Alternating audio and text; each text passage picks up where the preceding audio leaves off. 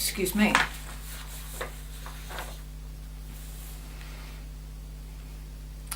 After we finished the last of the Purusharthas, number 4, which talked about freedom, I thought it was appropriate that we at least start on a path that begins to talk about Buddhism itself. I can't talk about Buddhism without talking about yoga, because those two are very intertwined for me. I came to Buddhism via yoga and not the other way around. It's very refreshing to know that the Dalai Lama himself, although I'm not sure that he's working on yoga, but he certainly is taking a great interest in science and bringing science and Buddhism together. And I'd like to think we can bring yoga and Buddhism and science together, which is kind of a vast task. I thought that I would call this series Awakening, because I don't think that I can call it Buddhism. I am in no way claiming that I'm a professional Buddhist. I think I'm a professional yogi.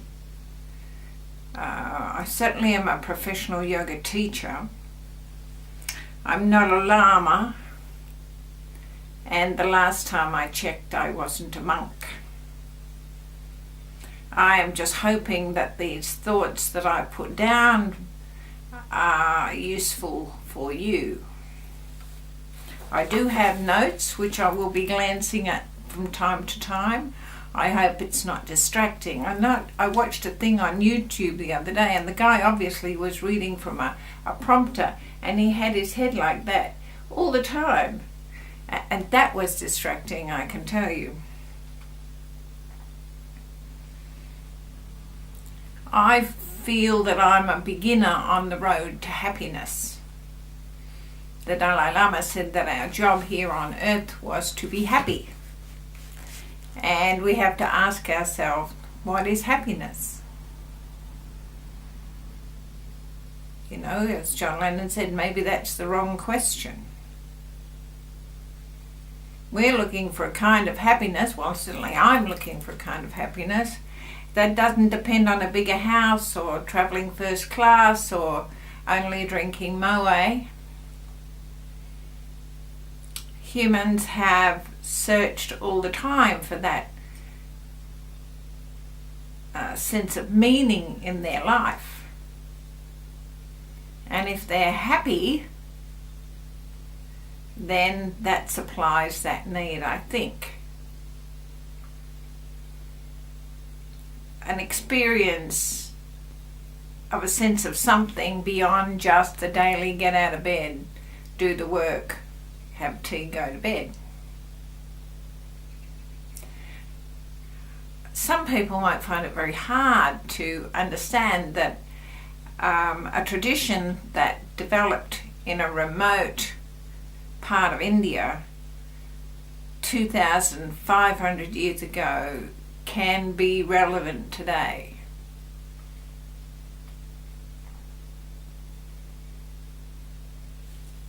However, once you begin to read the texts, you'll discover how profoundly relevant they are, and could have been designed specifically to talk to you.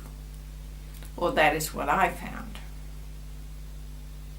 What drew me to Buddhism in the first place, in the same way as I was drawn to the deeper teachings of yoga, was there is a path that someone has trodden before me and said, don't go this way, go this way. If it works for you, good. There is a path that worked for me. And I like that. I don't like stepping into a void. I like a set of tried and true practices that put before me a series of clearly marked steps that make sense and lead me from where I am now to somewhere vastly better. Not just a marginal improvement that will last an afternoon, but something that I can see will make an extraordinary difference to life once I take that step. I came to yoga long before I came to Buddhism. Nobody around me understood yoga, and they were threatened by that. Imagine what would happen had I discovered Buddhism. Buddhism isn't a religion, and neither is yoga. I do get people who say to me, "I'd like to do yoga with you." I thought, "Oh, that's terrific. How can I help?" "Well, are you a Christian?" And luckily, someone donated to me a sort of very large, almost life-size concrete statue of Jesus. I tend to think it probably was borrowed from some Catholic school grotto, but I have it now. And I say to these people, "Are you a Christian?" I say, "Well, I do have a statue of a Buddha, a statue of Jesus on my back veranda, full size." And they say, "Oh, well, that's all right then." And they sign up quite happily, believing that because I've got a statue of Jesus, I will definitely be a Christian. Well, I've got statues of Buddha as well. I've got statues of lots of things. It doesn't mean that I'm going to slavishly follow the path and dot statues of the Buddha around the place just because I find great value in the teaching. I don't even know that I am Buddhist. The people that I know who are Buddhists, I don't want to go there.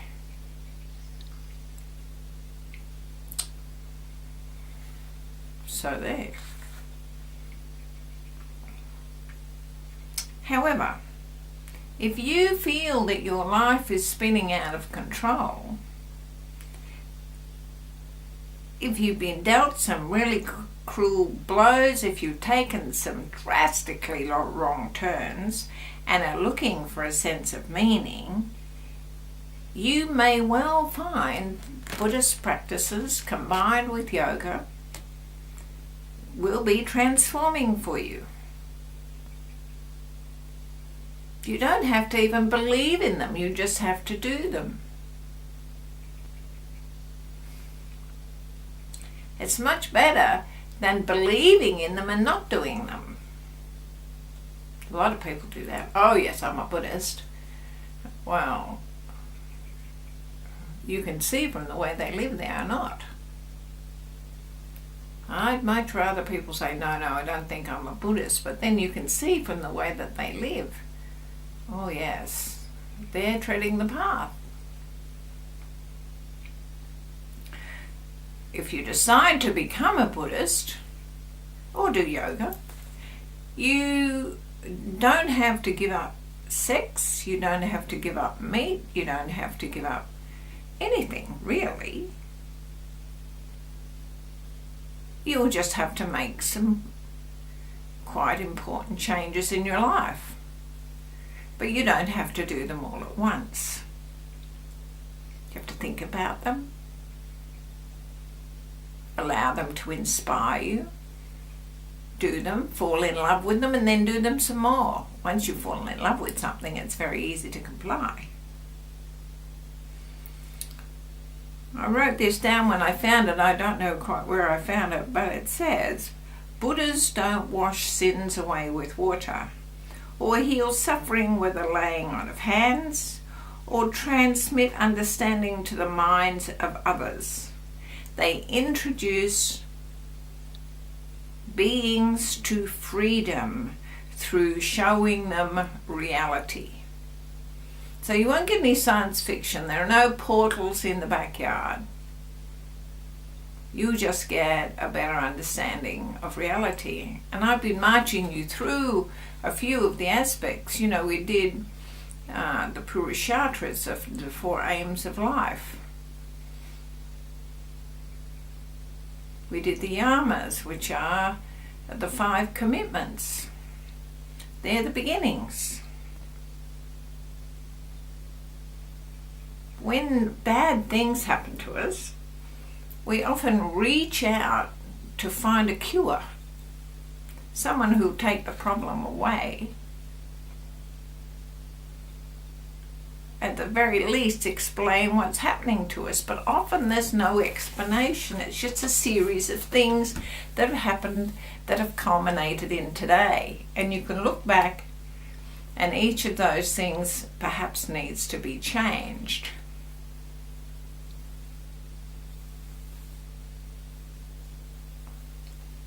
If you're like that, then life has given you a great opportunity.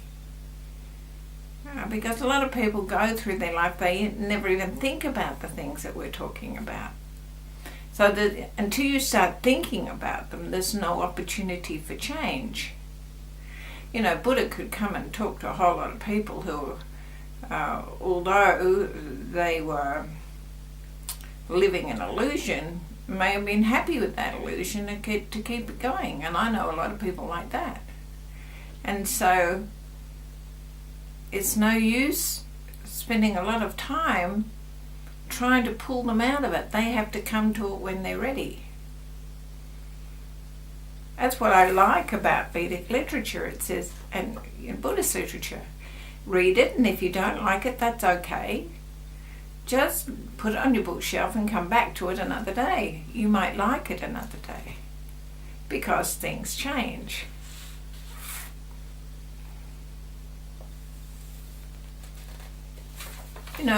You and your neighbour might be in exactly the same position financially and emotionally and lots of other ways, but your neighbour might be quite happy to be there and accept that as the everyday, but you have this nagging feeling that there's something else. Well, there is something else. We can start thinking about the Buddha. I tend to think that Jesus was the Buddha. The Buddha was a man.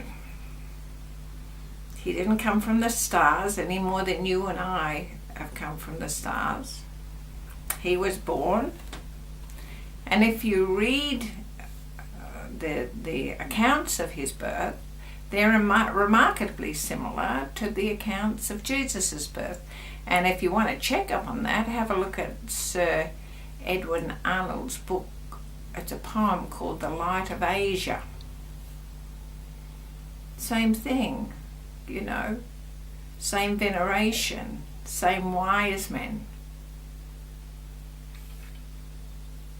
But how much is myth and how much is real about any of the stories we really can't tell, because they've been filtered through other people's experiences. In terms of Jesus, they were written long after his possible demise. And with the Buddha, even when he was alive, it was his followers who wrote down what they heard, and they always preface it. They say, "This have I heard," or "Thus have I heard." And then they write down what they understood that they heard. And that understanding was read out to the villagers by others as time progressed. And we all know about Chinese whispers. I am talking to you, and you take what you can understand of what I've said, and you speak to somebody else, and they filter it and they pass that on. Is it likely that what I really meant gets passed along? Probably not.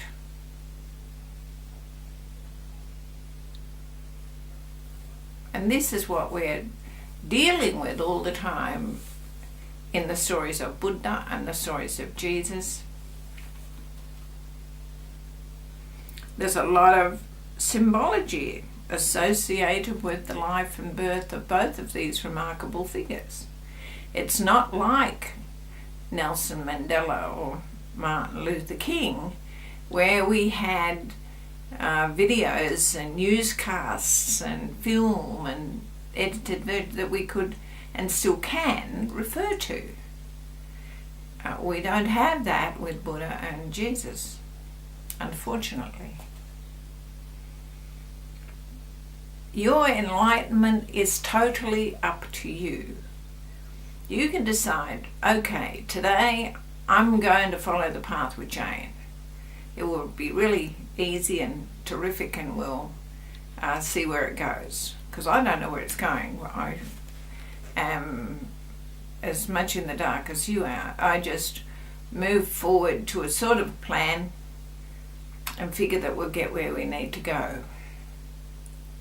Your enlightenment is up to you. What are Buddhas anyway?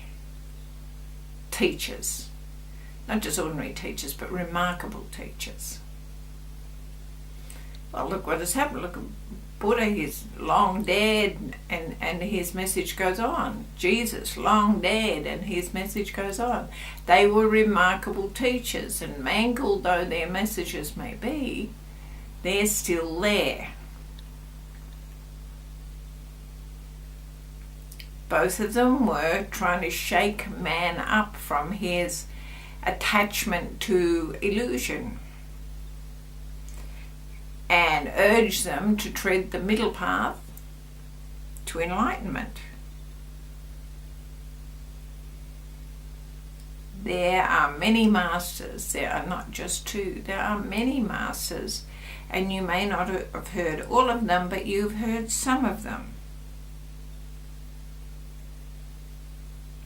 It really is a surprise to me, and profoundly strange, that Buddhist scholars in every country of the world are very engrossed in the study of the teachings of the masters, but they neglect to tell us of the spiritual experiences that gave rise to those teachings. We've sort of got an idea with the Buddha, but we haven't got much with Jesus. We just have to imagine that he dropped in fully formed and knew what he was doing, even though he disappeared for 12 years or something from our recorded history, if you can believe that the Bible is recorded history.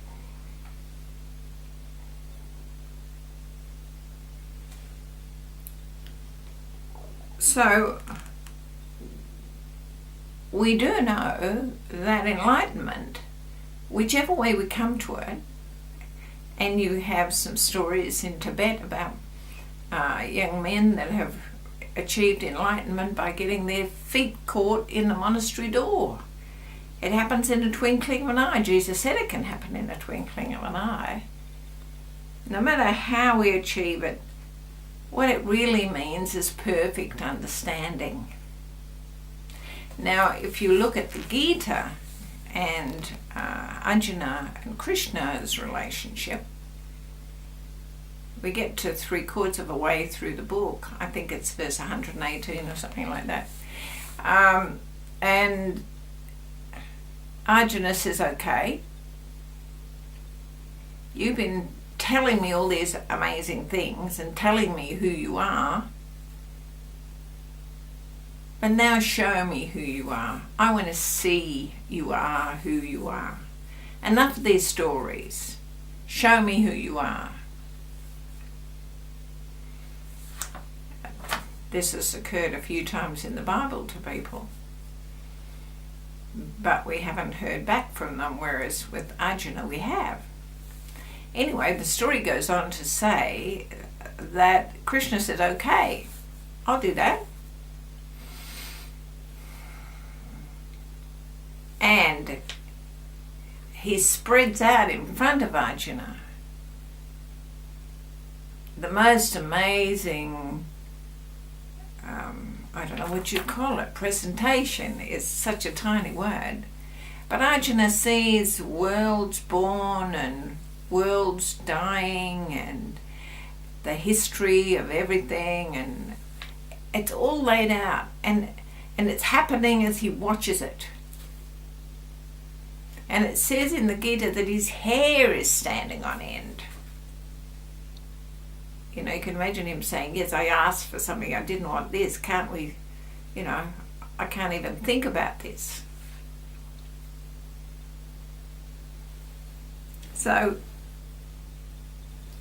we can start the process, and we can start it now, but we don't need that. We don't need to step through the portal.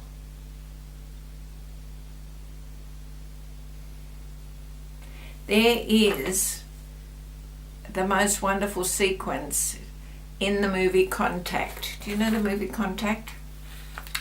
It was written by Carl Sagan, who was an astrophysicist and a believer in other worlds. I knew him personally, and he was a really amazing and unusual person. And this story, Contact, is about a message that comes from outer space. And the message is translated by a scientist. Jodie Foster plays the part. And it's the plans for a spaceship. Well, everybody thinks it's a spaceship. But actually what it is a time capsule. And of course, when we're given a set of plans, well, humans think we know better and change them. And so in this set of plans, the inside of the capsule is hanging on a string, like an apple on a string. And inside the capsule, the seat is supposed to be loose. There is a seat there, and there's windows that occur around it, and the seat is loose. But of course we don't believe that that's real. We think that the superior intelligence has forgot to superglue it down, so they fasten the seat and then they proceed, when Jodie goes in, to totally strap her into this seat. So it's kind of like us, isn't it? We've been given this amazing reality, but we don't believe that it's... We believe we have to be strapped into it, and we need rules, and we need this, and we need that, and we should have this, and we should have that. And so we're in this immovable seat, and amazing things are happening around us, but we can't see them because we've strapped ourselves in. Anyway, she is strapped into this chair, and the ring around the chair, a ring around the spaceship starts to oscillate. And people on the outside can see nothing. They can just see this ring oscillating. Inside the capsule, she is being shaken like you wouldn't believe. She believes she's just going to die from being shaken. And because she's shaking, her pen comes out of her pocket. And her pen just floats in space. Smart girl that she is, she undoes the couplings, and she too floats in space. And then she can see what's happening. And she's going through these amazing time warps, wormholes. And like Ajahn, she gets to see worlds being born and worlds dying, and this panoply of creation out the front of her. And she reaches the end of her journey and meets her late father, who talks to her about reality. And time comes and she has to go back. And when they take her out of the capsule, they say, well, we're terribly sorry to have put you through all that and it didn't work. And she said, what do you mean it didn't work? And they said, well, you were only in there for 4 minutes. The capsule dropped through the oscillating circles. End of story. But you see, she was on the inside. That was not her story. They were on the outside looking. And it's the same as when you do meditation. There you are sitting on your mat. You might be there for, let's say, 4 minutes. But on the inside, it's much longer. Luckily, she had a watch or something with her, and she was able to say, well, what about the 12 hours that's on my timepiece? And they said, well, it was obviously wrong. Something about the oscillations must have hurried the hands up. You know, it's just the story of humanity all the time, isn't it? You are experiencing these wonderful things through meditation and yoga and learning to sit, but nobody can see them. It's all on the inside. And it's all going at your pace, nobody else's. No one else can see or say what it is you're doing and how you're learning and what is happening, although the results will be clear to them. Your mind has got to be stretched in order to do these things, whether it's science or Buddhism or yoga. Your mind has got to be stretched to include emotions, to include new thoughts and new points of view, to look at things entirely foreign to the limits of the narrow life we lead now, strapped into our extraterrestrial seat. And most importantly, we have to expand the heart to encompass this, to encompass the oneness of everything. Because the Buddha mind stretches out. The Buddha mind encompasses everything. The Buddha mind is one with everything from where it came.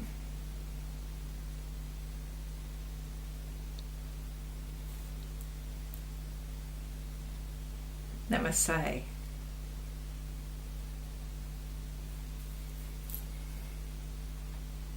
Have a wonderful day.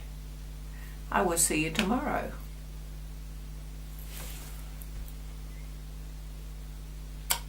Go forth in peace to love and serve the Lord.